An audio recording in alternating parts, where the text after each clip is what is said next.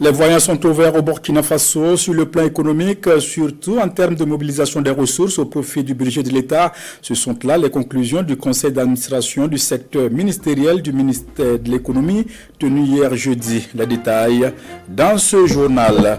Et puis, Académie nationale de l'économie verte. Plus de 600 participants ont pris part à la 3e édition qui a refermé ses portes le mercredi dernier. Des recommandations ont été formulées à l'issue de cette rencontre. Les détails dans cette édition. Et puis, peindre la paix. Chaque couleur compte. C'est le thème des journées promotionnelles des arts plastiques de Waïguya. En exposition, divers objets d'art plastique issus de recyclage et d'autres matières. Les détails de cette initiative dénommée Picasso Expo dans un instant. Mesdames et messieurs, bonjour à toutes et à tous. Merci de nous suivre. Le Burkina Faso se porte mieux sur le plan économique avec d'énormes acquis engrangés donc en termes de mobilisation des ressources. C'est ce qui ressort du 2e conseil d'administration du secteur ministériel du ministère de l'économie et des finances tenu hier jeudi à Ouagadougou. Les explications de Salifou Belem et Romial Patrice Toé. Le département en charge de l'économie et des finances a mobilisé en mi-décembre 2025 plus de 3100 milliards de francs CFA au compte du budget de l'État. Le Fonds de soutien patriotique, quant à lui, a enregistré plus de 209 milliards de nos francs. Des chiffres qui témoignent de la vitalité du secteur économique burkinabé. À cette 2e session ordinaire du conseil d'administration du secteur ministériel, le ministre Aboubakar Nakanabou félicite l'ensemble de ses collaborateurs pour les résultats engrangés. Il y a eu beaucoup d'activités structurantes qui ont été menées donc par notre ministère, que ce soit donc les budgets des années de l'année 2025 élaborés en début d'année. Nous avons également eu la loi des finances rectificatives, nous avons eu la loi des règlements. Nous avons eu des audits importants qui ont été réalisés sur les comptes de dépôt et l'inspection générale des finances est toujours sur le terrain pour continuer à faire les audits. Nous avons également été très satisfaits de la sortie du Burkina de la liste grise du Gafi, ce qui est le fruit donc des efforts de plusieurs structures coordonnées par la cellule nationale de traitement de l'information financière, également d'autres ministères partenaires qui ont vraiment beaucoup apporté. En début d'année, quand on fixait les objectifs, on trouvait que c'était très ambitieux, mais à l'arrivée, on s'est rendu compte qu'avec l'engagement et la mobilisation de tous les collaborateurs, nous avons pu atteindre, voire dépasser ces objectifs, ce qui nous a permis d'ailleurs d'avoir un taux de croissance qui va aller à 6,28%, qui est un taux quand même très important dans un tel contexte, et surtout la maîtrise des prix. Cette année, nous sommes à un niveau de déflation de 0,5%, et quand on compare les prix en décembre 2025 avec les prix en décembre 2024, il y a eu une baisse généralisée de 0,5%. Ce qui traduit donc les fruits de tous les efforts qui ont été fournis, non seulement par notre département, mais également par tous les autres départements. Des résultats encourageants certes, mais des défis restent à relever pour l'année 2026. Les chantiers sont en effet énormes, à en croire le ministre Nakanabou. Quand on regarde aussi les ambitions que le camarade président fixe pour notre pays, nous pensons que nous devons nous remobiliser davantage pour 2026. Il y a des gros défis. Vous savez que le Burkina est en chantier. Actuellement, nous sommes en tout cas en train d'aller à un autre niveau. Avec la reconquête du territoire qui est en train de s'accélérer, il faut arriver à consolider l'offensive agro-pastorale et halieutique tenue par le ministère en charge de l'agriculture. Et nous devons travailler à mobiliser davantage de ressources pour soutenir ces initiatives. Vous avez aussi suivi le lancement de l'autoroute Ouagabobo, où le camarade président nous a instruit de mobiliser 200 milliards de ressources souveraines supplémentaires pour donc la première tranche des travaux, la tranche 2026. Donc nous devons fournir les efforts dans ce sens. Vous avez aussi les initiatives présidentielles qui sont en cours d'exécution. En ce qui concerne l'éducation, il y a beaucoup de réformes, il y a beaucoup de chantiers, il y a des infrastructures importantes, également des équipements pour les laboratoires qui sont en train d'être acquis. Nous devons donc travailler à mobiliser les ressources pour ça. Nous avons l'initiative présidentielle pour la santé où on est en train de moderniser donc les centres de santé. Donc autant d'initiatives qui vont permettre de transformer qualitativement donc les conditions de vie des Burkinabés. Dr Aboubakar Nakanabou encourage alors ses collaborateurs à redoubler d'ardeur au travail pour la réussite de ces différents projets majeurs du gouvernement burkinabé prévus pour 2026. Ouverte le 16 décembre dernier dans la capitale nigérienne, la première foire commerciale de l'AES bat son plein avec 480 exposants venus des 3 pays membres. Plusieurs produits sont exposés, notamment du textile et des produits de transformation. Présent avec au moins 20 artistes, le Burkina Faso, sur le plan culturel, brille à cette foire. Zoom sur les exposants et les festivaliers avec notre envoyé spécial, Mariama Tamboura. Au palais du 29 juillet de Niamey, la foire commerciale de la Confédération des États du Sahel bat son plein.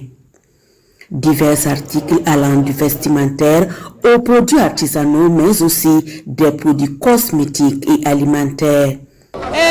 Personnellement, j'ai ramené du faso d'Anfani, vous voyez, des très beaux motifs. Également, il y a des cocodonda. Bien fait, nous avons confectionné des robes, des chemises.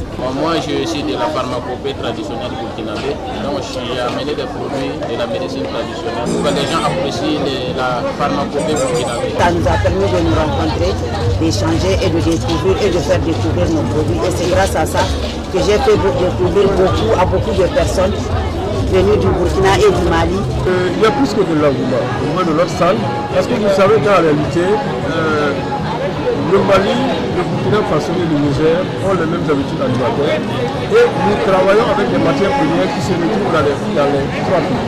Donc, le public nigérien se reconnaît à travers les produits les plus forts. À l'extérieur comme à l'intérieur du palais, les festivaliers se bousculent dans les allées et couloirs. Une première expérience de la foire commerciale de la Confédération qui n'ont pas du tout boudé. Parce que nous sommes en présence de produits de qualité et diversifiés. Donc franchement, s'il fallait inventer cette foire, il fallait l'inventer. Vraiment, merci à l'AES. Sur le site de la foire, on trouve également des stands institutionnels du Niger, du Mali et du Burkina Faso, avec des acteurs sur place pour répondre aux questions des visiteurs. Les informations que nous partageons avec les festivaliers, les exposants, ce sont les informations relatives à la date de la prochaine édition du CIAO qui se tiendra en 2026. Le thème du salon, les coûts des stands et les différents types de stands mis à la disposition des artisans et des institutions. Toute personne, ressortissant de l'AES ou autre, qui voudrait faire des affaires avec les hommes d'affaires du Burkina Faso, peut passer dans nos différents services, notamment la Chambre de commerce et aussi la pêche burkina, qui va leur permettre de faciliter l'exportation surtout vers leur pays des produits burkinabés. Surtout les échanges commerciaux, c'est important. Donc si chacun se reste de son côté, on ne peut pas savoir quels sont les points forts et les points faibles de ces 3 pays de la Russie. L'une des attractions de cette foire commerciale, c'est également cet espace AES où la musique est jouée toute la journée jusqu'à la fermeture de la foire à minuit. 138 agents du ministère de l'Énergie, des Mines et des Carrières ont vu leurs efforts récompensés. Mercredi, ils ont reçu des distinctions à travers une cérémonie de décoration qui a connu la présence de nombreux membres du gouvernement. Une occasion pour le premier responsable du département d'inviter le personnel à plus d'abnégation au travail. Ali Zoumrana nous fait le compte-rendu. La nation burkinabé traduit sa reconnaissance à 138 travailleurs du ministère de l'Énergie, des Mines et des Carrières, fruit de plusieurs années de dur labeur, d'abnégation au travail et de détermination. C'est avec des sentiments de devoir bien accomplis et de promesses à plus d'engagement qu'ils reçoivent leur distinction honorifique. Je suis très content, mais en même temps, je mesure la portée de cette distinction parce que cela m'appelle à plus de travail, à avoir plus d'égards pour la République. C'est vraiment un sentiment de joie qui m'anime ce matin. Après 36 ans de service et admise à la retraite, vraiment je remercie la direction de la SONABEL, les autorités du pays d'avoir pensé à moi. Ce travail est reconnu aujourd'hui avec cette médaille que nous portons fièrement, mais c'est aussi une invite de notre part à nous mettre davantage sur le travail et à nous engager davantage à servir la nation. Je suis très fier pour la reconnaissance vraiment de nos supérieurs hiérarchiques. Je dis vraiment merci à Dieu et que Dieu vraiment bénisse le Burkina Faso. Ces récompenses visent à galvaniser davantage le personnel du département de l'énergie, des mines et des carrières. Il s'agit également d'une invite à mieux faire pour relever les défis liés à la souveraineté énergétique et minière. C'est 138 de nos agents et acteurs du secteur de l'énergie des mines qui ont été décorés aujourd'hui, mais le mérite revient à l'ensemble du personnel et des acteurs. Des acquis ont été engrangés. C'est le lieu pour moi également de les exhorter à faire davantage pour que véritablement nous puissions mettre en œuvre un certain nombre d'actions qui vont se traduire par la souveraineté au niveau de l'énergie, mais également au niveau du secteur des mines. Sur les 138 travailleurs honorés, 12 sont décorés dans l'ordre de l'étalon, 24 dans l'ordre du mérite burkinabé et 102 dans les ordres spécifiques. Au ministère de l'Environnement, 170 personnes physiques et morales se sont distinguées dans le domaine de l'environnement, l'eau potable et l'assainissement. Mercredi, elles ont reçu la reconnaissance de la nation à travers une cérémonie de décoration présidée par le ministre Roger Barreau, ministre en charge de l'environnement. Cette cérémonie est la célébration de l'engagement, du courage et de l'excellence. Moussa Ouedraogo et Karim Bikienga. Les félicitations du ministre Roger Barreau aux acteurs militants de son département. Ils sont 170 personnes physiques et morales, distinguées pour leur engagement en faveur de l'environnement, de l'eau et de l'assainissement. Au-delà de la reconnaissance, c'est une exhortation au travail. Ce n'est pas une médaille pour accrocher ça à la poitrine, c'est pour accrocher à un support plus haut et chaque matin faire un effort dans les domaines d'intervention pour atteindre.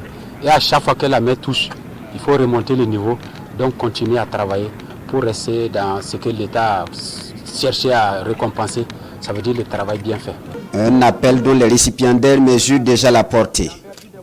Pour eux, la reconnaissance nationale vient renforcer leur sens du devoir et leur engagement au service de la nation. C'est une invite à faire mieux et je m'engagerai avec l'accompagnement de tous mes collaborateurs, ma famille, ma hiérarchie, à me surpasser pour que les choses puissent s'améliorer au niveau du service et ma contribution aussi à l'effort de développement du Burkina Faso. Je promets de redoubler plus d'efforts parce que c'est la première reconnaissance et à d'autres, je vais travailler à mériter toujours la confiance de mes supérieurs. Nous envisageons travailler plus, donner plus le meilleur de nous-mêmes, un engagement à servir le Burkina Faso comme s'il se doit, préserver le Burkina Faso, la nature, afin que la génération future puisse profiter. Sur les 170 récipiendaires, 11 sont décorés dans l'ordre de l'étalon et 23 dans l'ordre du mérite burkinabé.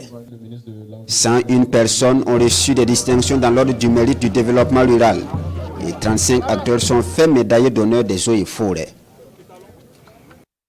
Ce communiqué avant de poursuivre à l'occasion de la cérémonie d'inauguration de la nouvelle unité de production AgroServe Industrie placée sous le très haut patronage de son Excellence Monsieur le Président du Faso, chef de l'État. La Direction générale du protocole d'État convie les personnalités invitées le samedi 20 décembre 2025 à 15h à la zone industrielle Bobo 2010 à Bobo Gulasso. Heure limite d'arrivée fixée à 14h30 minutes. Signé le ministre directeur général du protocole d'État, Robert Compaoré, commandeur de l'ordre de l'étalon. 600 personnes venues de l'intérieur du pays et de la sous-région ont pris part à la 3e édition de l'Académie nationale de l'économie verte. Cette rencontre a permis de formuler des recommandations afin d'accélérer la transition verte au Burkina Faso. Suivant les explications de Urbain Benito Somé et Pini Dieyano. Ce rendez-vous de 72 heures est ponctué d'échanges interactifs et des expositions de savoir-faire des Burkinabés. L'édition, qui referme ses portes, a permis aux participants de dresser un diagnostic des défis liés à la transition verte au Burkina Faso. Les échanges ont également permis de trouver des pistes de solutions concrètes et opérationnelles pour une économie verte, plus durable, plus inclusive et plus résiliente au Burkina. Le seul défi qui reste, c'est le défi de la coordination, le défi de la synergie d'action. Ça, c'est le premier défi qui a été relevé. Le deuxième défi est en lien avec les questions de mobilisation des financements et surtout de financement endogène dans notre contexte de refondation nationale. D'abord compter sur soi et maintenant compter sur l'appui des partenaires. Donc c'est essentiellement ces deux défis qui sont ressortis, en plus du fait qu'il faut territorialiser les questions de transition verte pour les rapprocher au plus proche de nos populations à la base. Cette troisième édition de l'Académie nationale sur l'économie verte est l'occasion de reconnaître des partenaires qui ont accompagné l'événement. Autre fait marquant, 2 entreprises qui se sont illustrées dans l'innovation verte ont vu également leurs mérites récompensés. Un sentiment de satisfaction dans le sens où nous voyons que nous contribuons à faire avancer les choses dans le domaine de l'agriculture, dans le domaine de l'économie verte, dans le domaine même, on va dire, de la protection sociale. Dans le sens où nous savons que c'est avec des solutions innovantes comme ce que nous avons présenté qui pourront nécessairement augmenter la productivité des agriculteurs. Donc c'est une invite pour nous à encore beaucoup plus travailler. Pour le ministère de l'Environnement et de l'Eau, les leviers d'accélération de la transition verte mis en exergue au cours de cette académie constituent désormais un cadre de référence. Ils s'inscrivent pleinement dans la dynamique de refondation nationale engagée par le Burkina Faso. Le ministère de la Défense et des anciens combattants a organisé ce 15 décembre une cérémonie de fin de formation au profit de policiers et militaires à la retraite. Durant 3 semaines, ils ont été formés dans le domaine de l'agriculture et de l'élevage. Dorcas Kaboré et Romial Patrice Toé étaient à la cérémonie de fin de formation et voici leur compte rendu.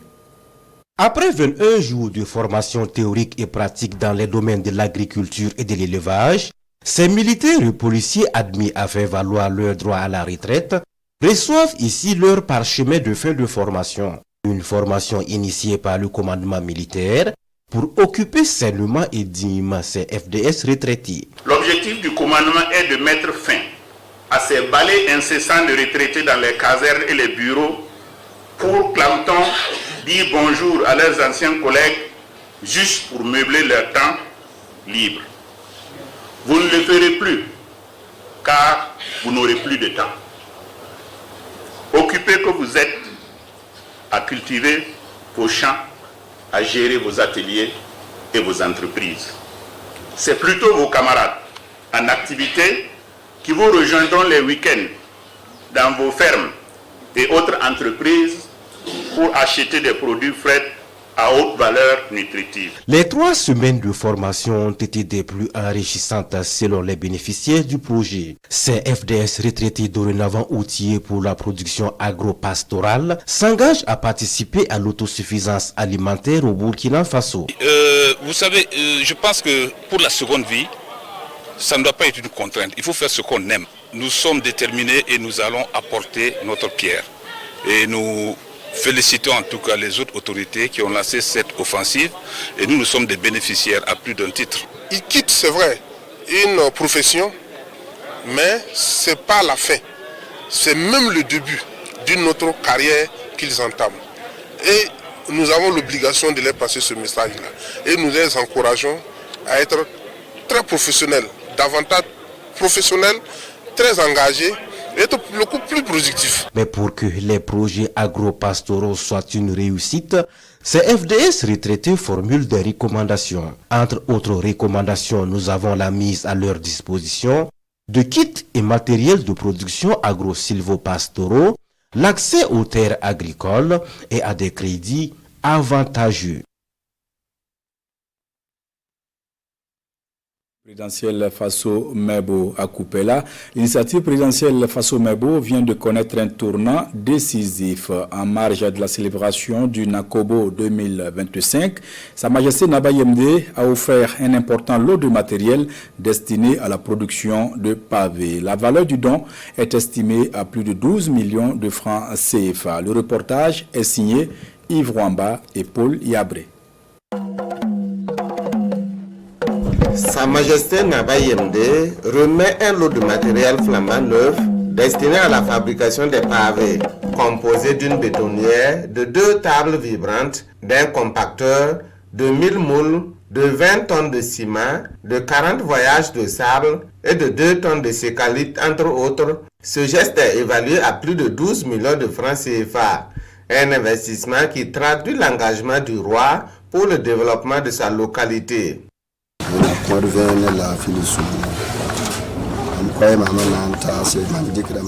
Joyeuse fête de Nakobo à toutes et à tous. La construction d'un pays nécessite beaucoup de sacrifices et de discipline. Dieu merci, Ibrahim Traoré est venu pour nous sauver. Que Dieu le protège.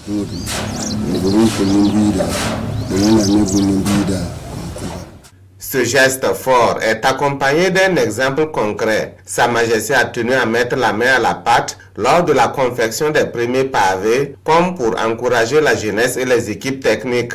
Dans cette dynamique, la communauté éducative a également remis une enveloppe d'environ 4 millions de francs CFA, venant renforcer l'élan de solidarité autour du projet présidentiel. Je voudrais donc saisir cette opportunité pour exprimer nos remerciements à Sa Majesté, lui traduire la reconnaissance du gouvernement et de nos populations et aussi lui renouveler nos admirations. Actuellement un niveau de mobilisation du matériel et des matériaux satisfaisant qui nous a permis de commencer la production de pavés.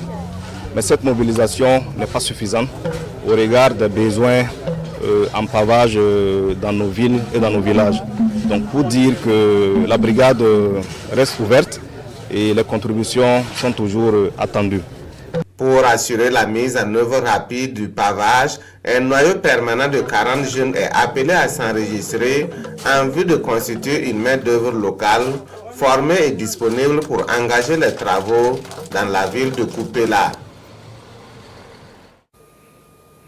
Dans le Gourmou, l'Union des jeunes des églises évangéliques de la province du Gourma a offert 2 tonnes et demie de ciment, du matériel, du sable et la somme de 123 000 francs CFA à l'initiative présidentielle Faso Mebo, un acte qui traduit l'engagement des jeunes à la construction de la nation. Aruna Kabore et Bernard Diasso.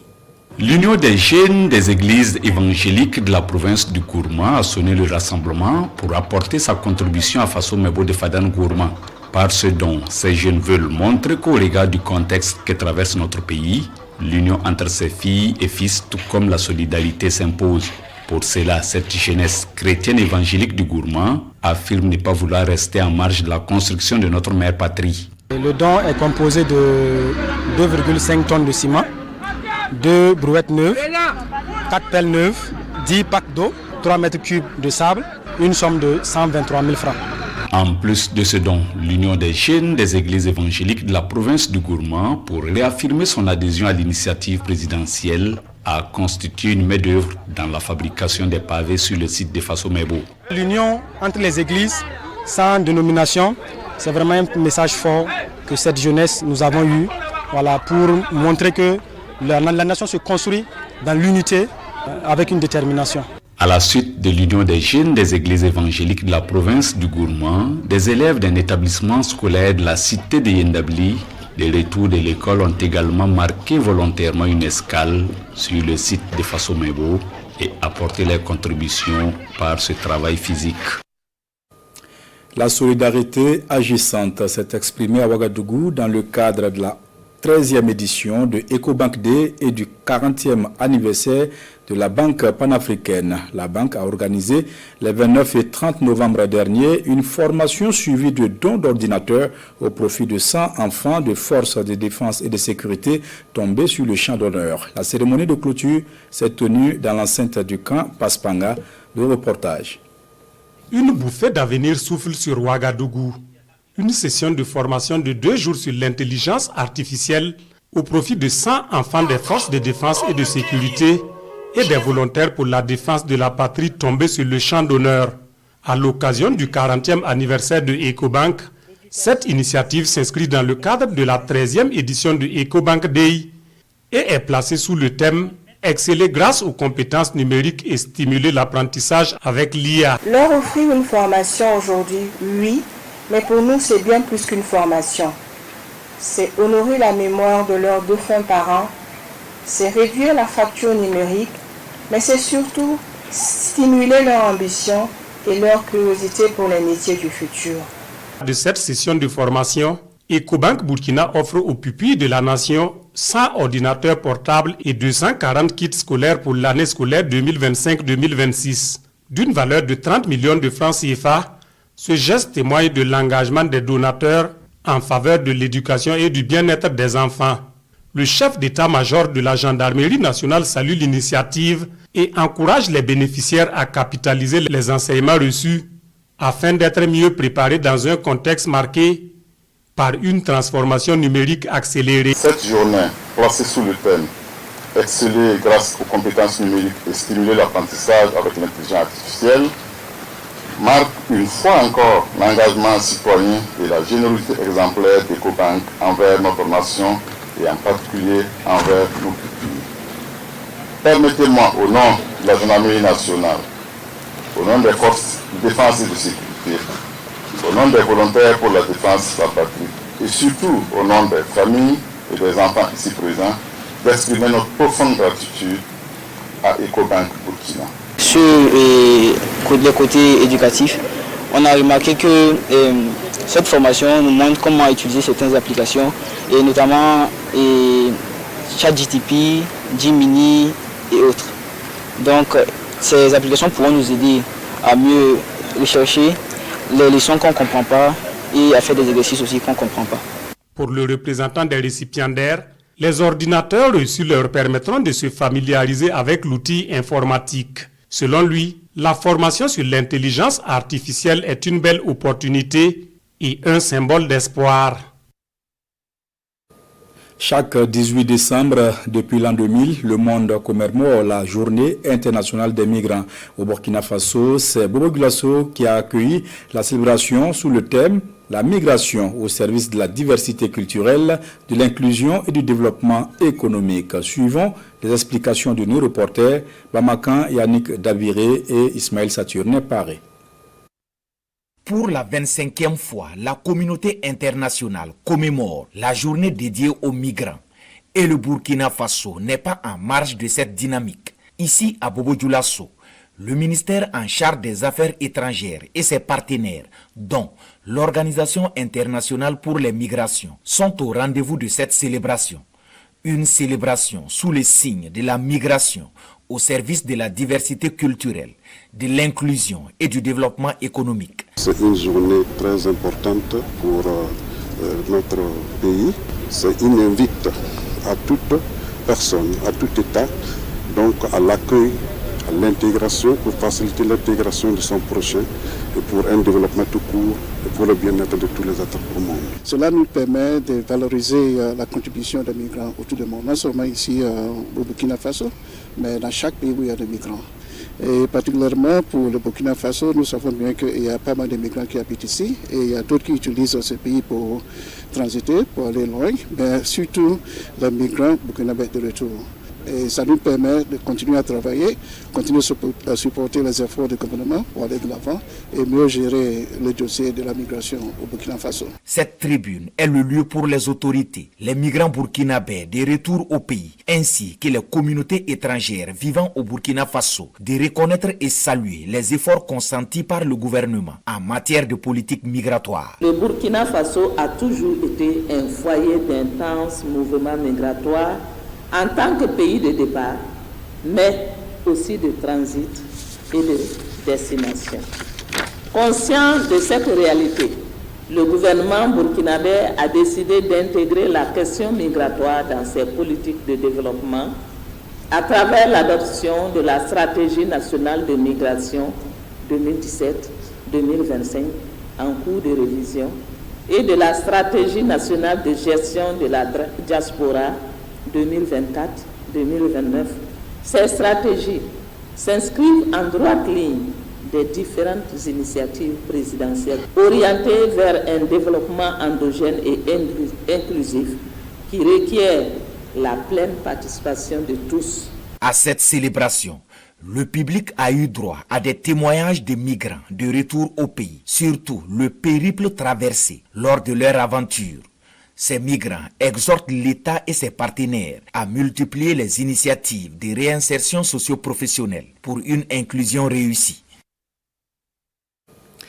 Satisfecit général à l'issue de la première session ordinaire du cadre de concertation de la région de Oubri. Les acteurs venus de toutes les communes de la région ont échangé sur le bilan du plan de travail et de budget annuel. À l'issue de la rencontre, les acteurs du projet Fonds Enfants et Jeunes ont remis un chèque de plus de 220 millions de francs CFA pour soutenir la région dans ses actions de développement. Sielassina Ouattara et Ali Zungrana, reportage.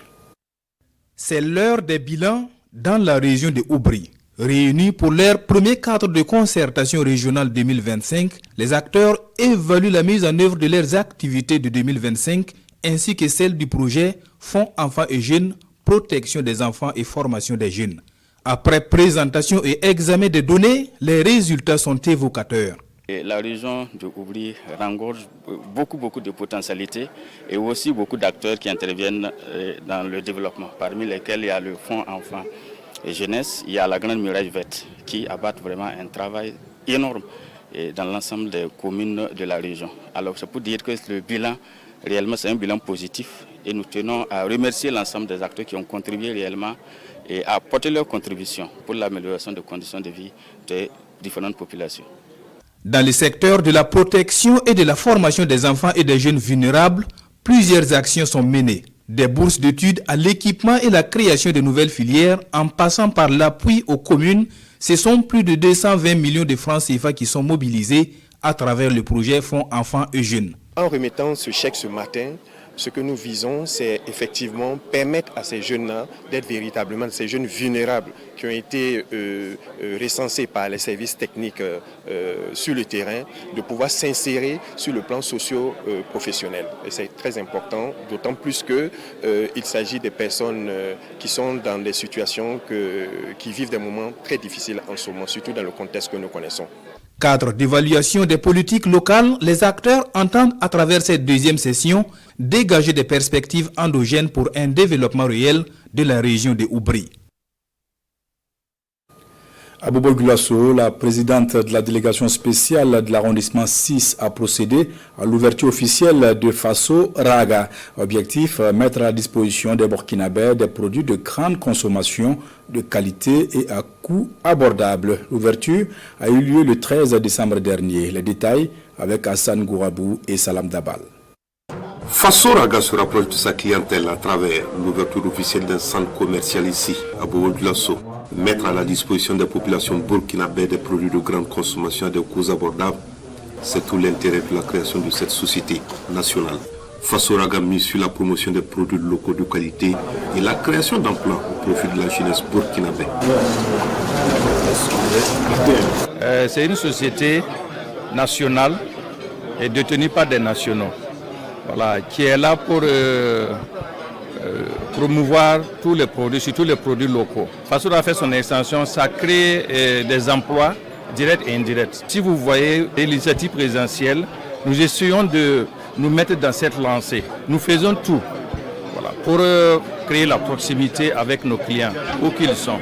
Une vision des plus hautes autorités, matérialisée par les acteurs nationaux ici, saluée par la présidente de la délégation spéciale de l'arrondissement 6 de Bobo-Dioulasso. Cette entreprise est la bienvenue. En tant qu'autorité locale, on ne peut qu'encourager ces genres d'activités.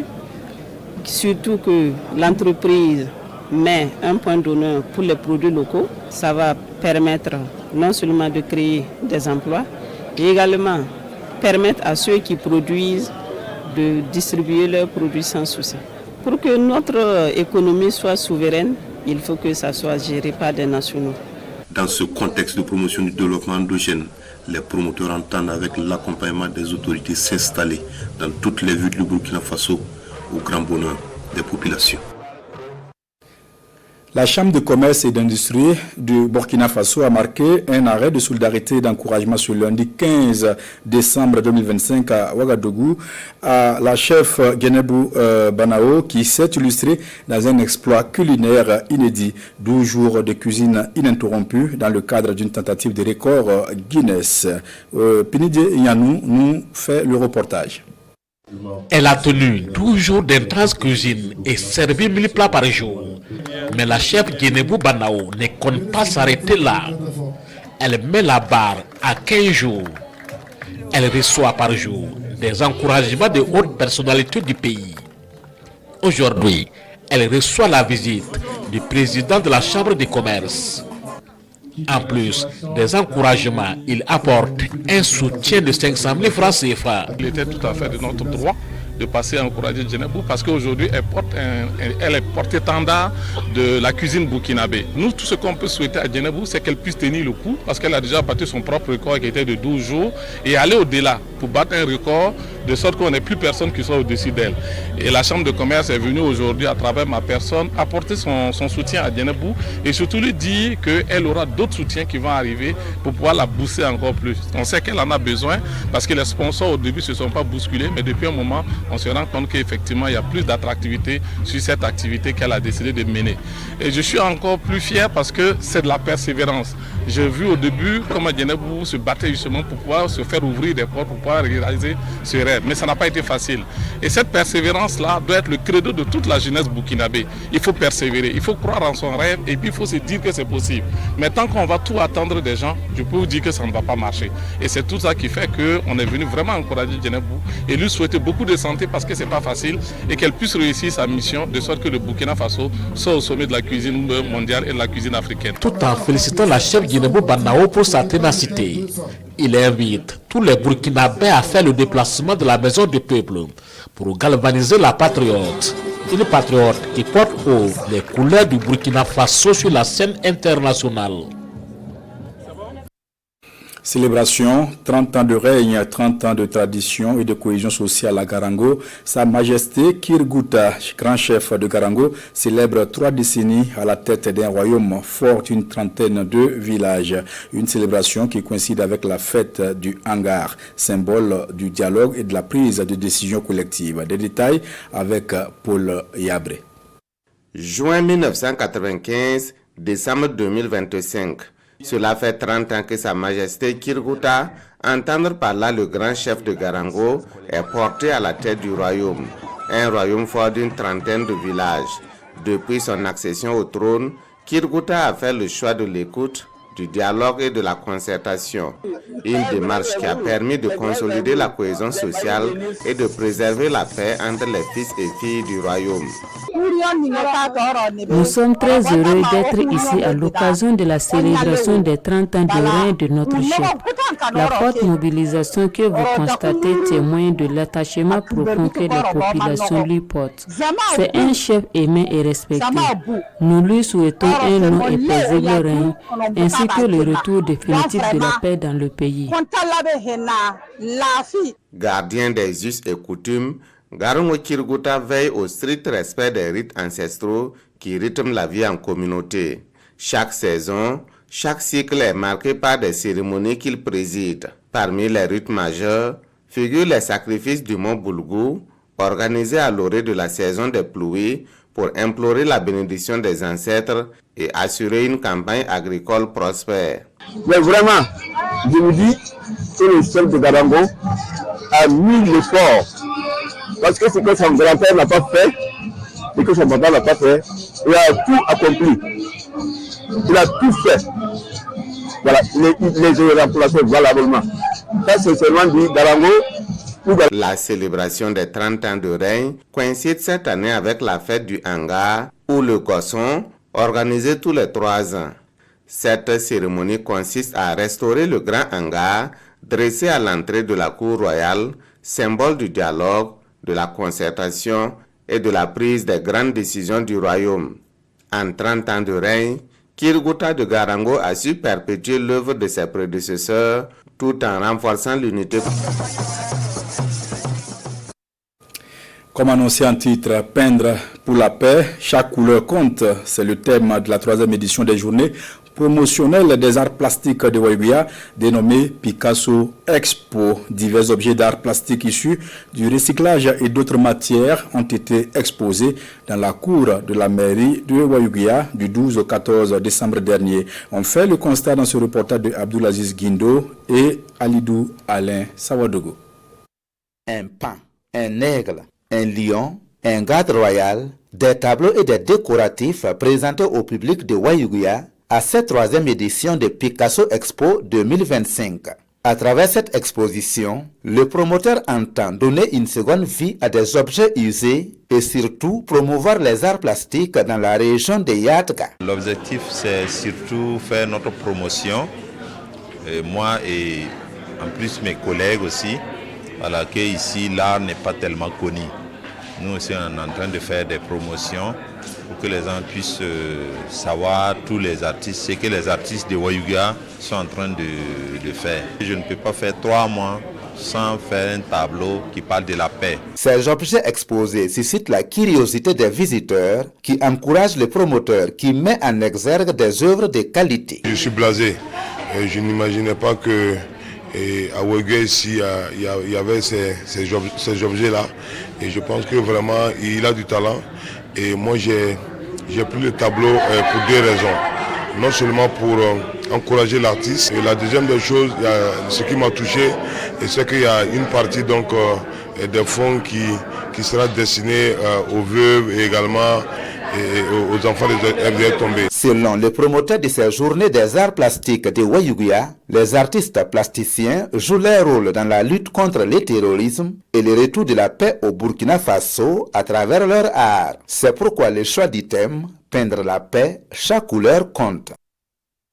Je vous rappelle ce communiqué avant de refermer cette édition. À l'occasion de la cérémonie d'inauguration de la nouvelle unité de production AgroServe Industrie, placée sous le très haut patronage de son Excellence, Monsieur le Président du Faso, chef de l'État, la Direction générale du protocole d'État convie les personnalités invitées le samedi 20 décembre 2025 à 15h à la zone industrielle Bobo 2010 à Bobo-Gulasso. Heure limite d'arrivée fixée à 14h30. Signé le ministre directeur général du protocole d'État, Robert Compaoré, commandeur de l'ordre de l'Étalon. C'est tout pour ce journal. On se retrouve demain pour une autre édition. En attendant, excellent après-midi à toutes et à tous.